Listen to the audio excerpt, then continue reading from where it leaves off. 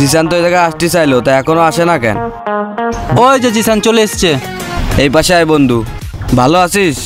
ভালো আছি বন্ধু। আমি একটু ব্যস্ত, ঠিক আছে? তোদের সাথে একটা কথা আছে। আচ্ছা কি বলবি বল। বন্ধু, আমার সামনের শুক্রবারে তো বিয়ে, তাহলে তোদের দুজনের দাওয়াত থাকলে। ঠিক আছে, কিন্তু সবাইকে বলেছিস তো? হ্যাঁ, প্রায় সবাইকে বলেছি, হয়তো দুই একজন বাকি আছে। দুই একজন বাকি আছে, তা কখন বলবি তাদের? আরে তোদের টেনশন করা লাগবে না, আমি ওদের বলবানে। আর তোরা শুক্রবারে রেডি হয়ে চলে আসিস। আচ্ছা তোরা থাক, আমি চলে যাচ্ছি। আচ্ছা ঠিক আছে, তাহলে যা। বন্ধু তাইলে তো জিসানের শুক্রবারে বিয়ে, আনন্দ তো হবে, সাথে ভালোই খাওয়া দাওয়া হবে না? হ্যাঁ দোস্ত, তুই ঠিক কথাই বলেছিস। অনেকদিন পরে খুব মজা হবে এবং খাওয়া দাওয়া হবে।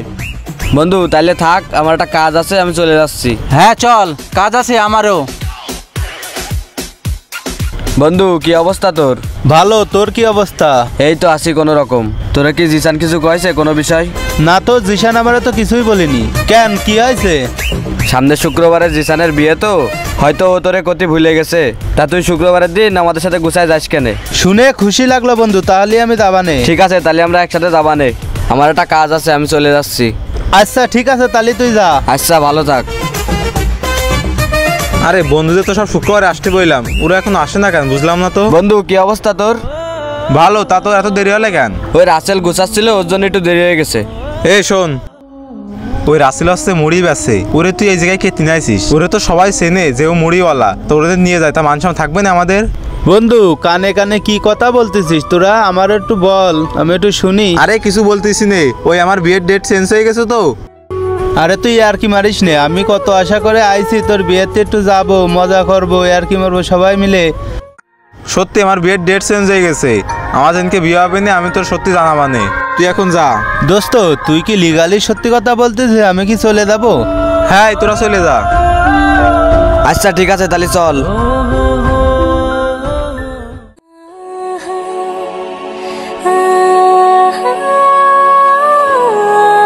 এ বন্ধু, দাঁড়া দাঁড়া। কি হয়েছে, কিছু বলবি নাকি? হ্যাঁ, অনেকদিন তো দেখা পাওয়া যাচ্ছে না, তাই তোরে ডাকলাম। একটু কাজে কর্মে ব্যস্ত ছিলাম, এর জন্য দেখা করতে পারি নাই। তো তোর কি অবস্থা, সংসার কেমন চলতেছে? ভালো চলতেছে। তা তুই আমার বিয়েতে গেলি না কেন? তোরে যে আমি দাওয়াত করতে আসলাম। দোস্ত যাইনি, এমনিতেই কাজে কর্মে একটু ব্যস্ত ছিলাম, এর জন্য তোর বিয়েতে যাইতে পারিনি। তোর কিসের তো কাজ কাম? তুই তো সারাদিন ঘুরেই বেড়াস, তোর কি আছে কদিন আমার একটু খুইলে।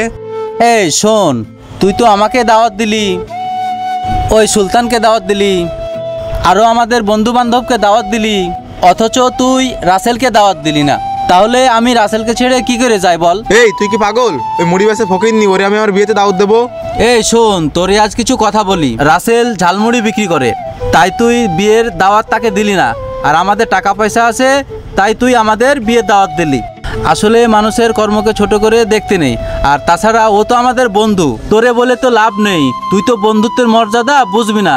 তুই থাক, আমি চলে যাচ্ছি। আজ থেকে আমরা কোনো কর্মকেই ছোট করে দেখব না। আজ যে গরিব, কাল সে বড়লোকও হতে পারে।